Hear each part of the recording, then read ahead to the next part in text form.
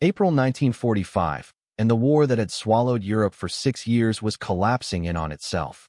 Smoke clung to the air over Western Germany. Rail lines were twisted into useless iron knots, and food had become more rumor than reality.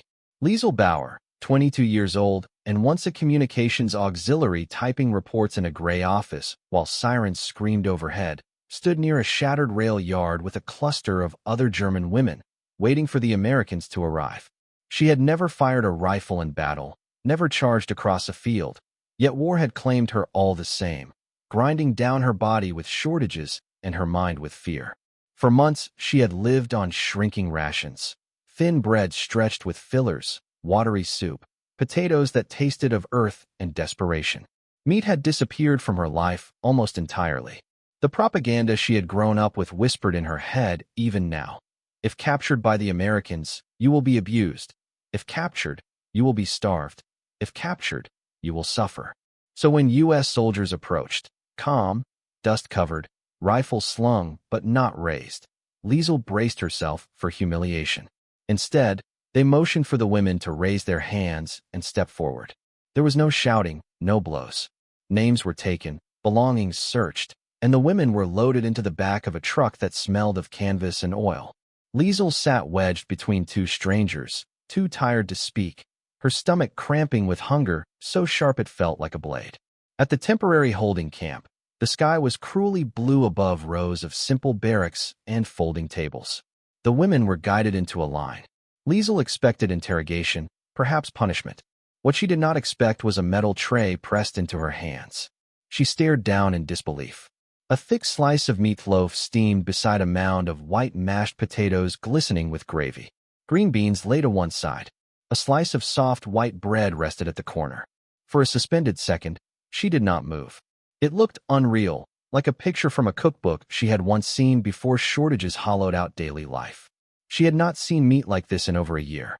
Around her, the other women hesitated too, eyes wide, suspicious, as though the food might vanish if touched. A soldier gestured toward a bench and said one word in a tone that was neither cruel nor kind, simply matter of fact. Eat. Liesl sat down slowly.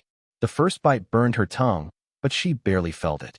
The meat was rich and salty, the potatoes smooth and pale, so white compared to the gray substitutes she had known.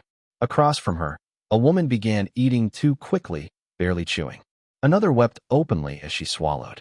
An American guard watching from a short distance would later remark that they ate like starved children. It was not mockery, it was astonishment. Their wrists were thin, their cheeks hollow, their eyes too large for their faces. Hunger had carved them into something smaller than their years. Liesl tried to slow herself, but instinct overruled dignity. She scraped every trace of gravy from the tray. When she finished, she stared at the empty metal surface, heart pounding, half expecting someone to snatch it away and laugh. Instead, a soldier passed and asked if she wanted more. The question stunned her. More? She nodded before pride could intervene, and they gave her seconds. That night, lying on a narrow cot in a plain but dry barracks, she realized something else was missing, the sound of bombs. No sirens, no distant artillery, just the murmur of women breathing and the faint shuffle of boots outside. For the first time in months, she removed her boots before sleeping. In the days that followed, meals arrived 3 times a day with steady predictability. Oatmeal in the morning, soup or sandwiches at midday, meatloaf or other simple fare at dinner. It was not luxury, but it was reliable, and reliability felt almost decadent after months of chaos. The fear that had lived in her stomach began to loosen its grip. She had expected cruelty from her captors. Instead, she found structure. She and the others were assigned small tasks: cleaning, kitchen work, basic duties, and sometimes she heard American music drifting from a guard's radio, lively rhythms unlike the stern marches she had grown up with. The dissonance between propaganda and reality unsettled her. These were the enemy, yet they fed her. They guarded her, yet they did not strike her. Rumors spread quickly through the camp. Berlin had fallen. The leader who had promised a 1,000-year empire was dead. Germany had surrendered. Some women cried. Some sat silent, stunned. Liesl felt grief braided with exhaustion. The world she had known had ended, but the end did not look like the nightmare she had imagined in captivity. Months later, when transport finally returned her to a ruined homeland, she stepped into streets lined with rubble and ration lines that stretched endlessly. Buildings were hollowed shells. Food was still scarce. Standing amid the wreckage, she found herself remembering not speeches or flags, but the taste of white potatoes beneath brown gravy and the shock of being offered seconds. It embarrassed her how hungrily she had eaten that first day, how little pride hunger had left her, yet it also reminded her of something undeniable. Survival sometimes arrives quietly, carried not by ideology or grand gestures, but by a tray set into trembling hands and a simple instruction to eat.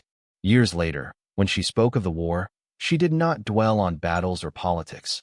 She spoke of hunger, of the fear that had knotted her stomach, and of the Americans who had handed her meatloaf and mashed potatoes when she had expected only punishment. They said we ate like children, she would admit softly. We were children of a collapsing world, and we were so very hungry.